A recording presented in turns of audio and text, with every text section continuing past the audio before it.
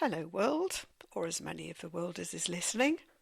Welcome to News Roundup number 109. At last I can report that British weather is slightly more normal than it has been. It's fairly chilly, although still not cold. Here we go. Britain is full of eccentrics, none more so than 49-year-old Stuart Kettle from Balsall Common in the West Midlands, who took 3 days to push a Brussels sprout up the 1,085-metre Snowdon Mountain in Wales with his nose.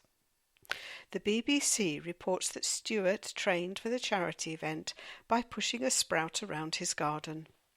People definitely think I'm mad, and I'm beginning to think it myself, said Stuart, who aims to raise £5,000 for Macmillan Cancer Support.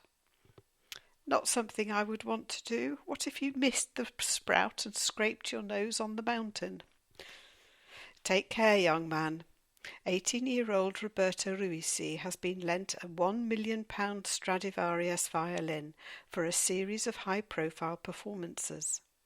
The Daily Mirror says that veteran musician John Ludlow decided to lend Roberto the violin because he felt that the teenager's early life had many parallels with his own. They both come from Edgbaston in Birmingham, attended the same King Edward's School, and were leader of the National Youth Orchestra of Great Britain. John bought the Strad in 1965 and said, "Robbie already plays the fiddle far better than I ever did and has a really fine future ahead of him."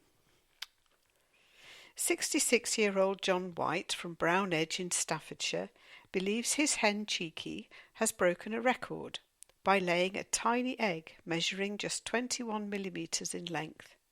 He has contacted Guinness World Records to lodge his find.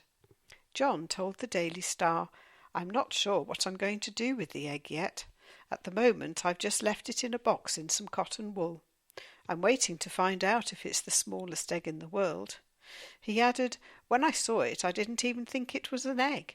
It's that small it looks like a marble." Well, let's hope it's not as hard as a marble to eat.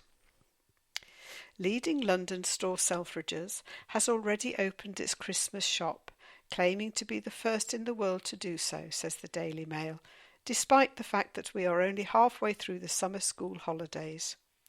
More than 700 square foot of space on the 4th floor has been decked out with over 100,000 festive decorations, and bestsellers are expected to be British designs featuring London themes and the Union flag.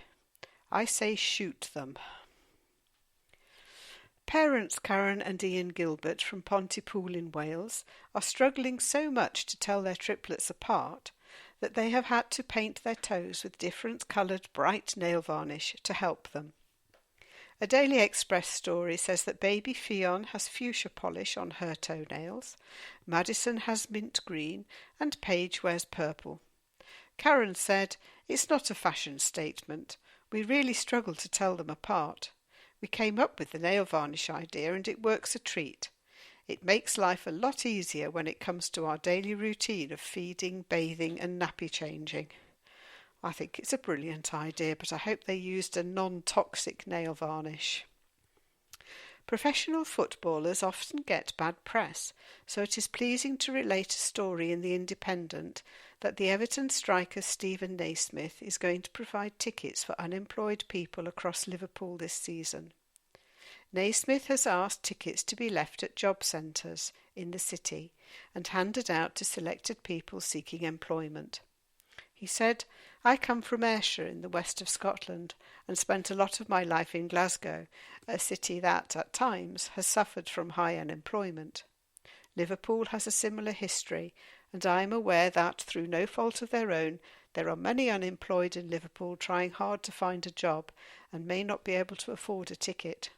I thought this might be a small gesture to help those in that situation to enjoy a day out at one of our league matches. Hopefully it can bring some joy to many people." I think that's a very nice story. I hope you enjoyed them this week, and I will speak to you soon. Take care.